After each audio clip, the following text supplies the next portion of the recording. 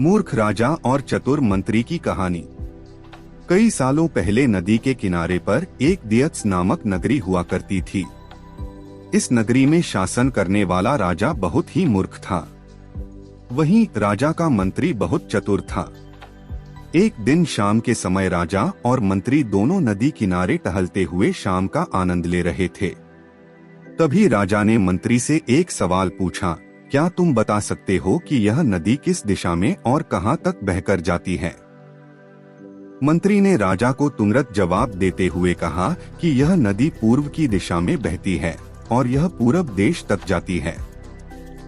इस पर राजा ने कहा कि वह नहीं चाहता कि हमारे देश का पानी पूरब के देशवासी इस्तेमाल करें। राजा ने मंत्री को नदी का पानी रोकने के लिए दीवार खड़ी करने का आदेश दिया।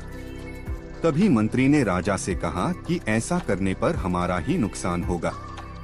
राजा ने गुस्से में कहा कि पानी हमारा है और पूरब देश वाले मुफ्त में इसका इस्तेमाल कर रहे हैं और तुम बोल रहे हो कि हमारा नुकसान होगा। इसमें हमारा कुछ नुकसान नहीं होगा। तुम जल्दी से जल्दी नदी में दीवार बनवाने का काम शुरू कराओ।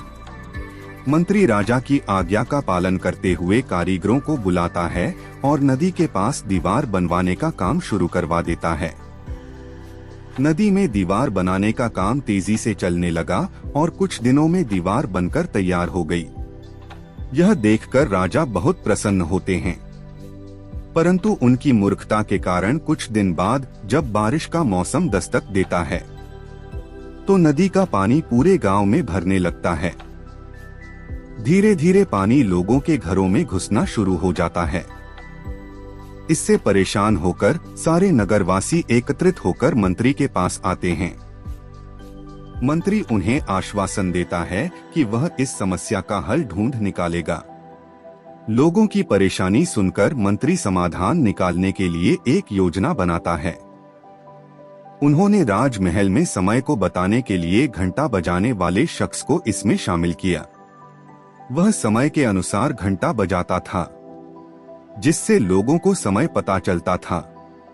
मंत्री ने उसे कहा कि आज तुम प्रति घंटे की बजाय हर आधे घंटे में घंटा बजाना। उस आदमी ने मंत्री ने जैसा कहा वैसा ही किया। इससे जब सुबह के 3 बज रहे थे तो उसने 6 बार घंटा बजाया।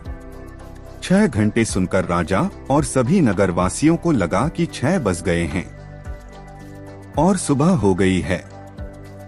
राजा उठकर बाहर आता है तो वहां मंत्री पहले से मौजूद होता है।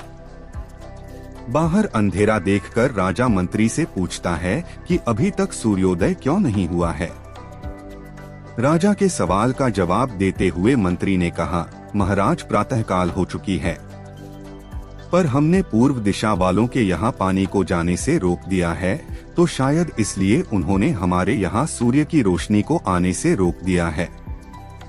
इसलिए सूर्य उदय तो हुआ है, पर हमारे देश तक रोशनी नहीं पहुँची है।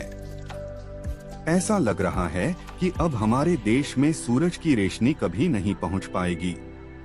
यह सुनकर राजा चिंता में पड़ जाता है और मंत्री से पूछता है कि क्या इसका कोई उपाय नहीं है।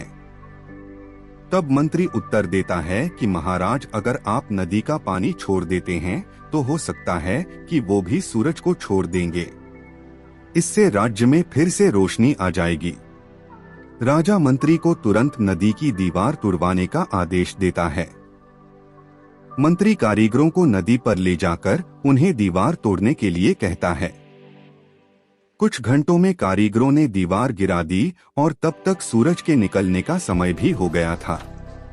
सूर्य उदय हो गया। सूर्य की लालिमा देखकर राजा बहुत खुश हुआ और मंत्री को इनाम देने की घोषणा की।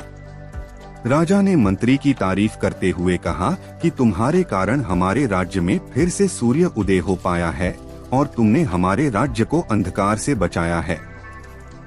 इसके बाद मंत्री कहता है कि महाराज, यह तो राज्य के लिए प्रति मेरा फर्ज था। कहानी से सीख, कभी भी दूसरों का बुरा नहीं करना चाहिए और न ही उनकी तरक्की देखकर उनसे जलन की भावना रखनी चाहिए।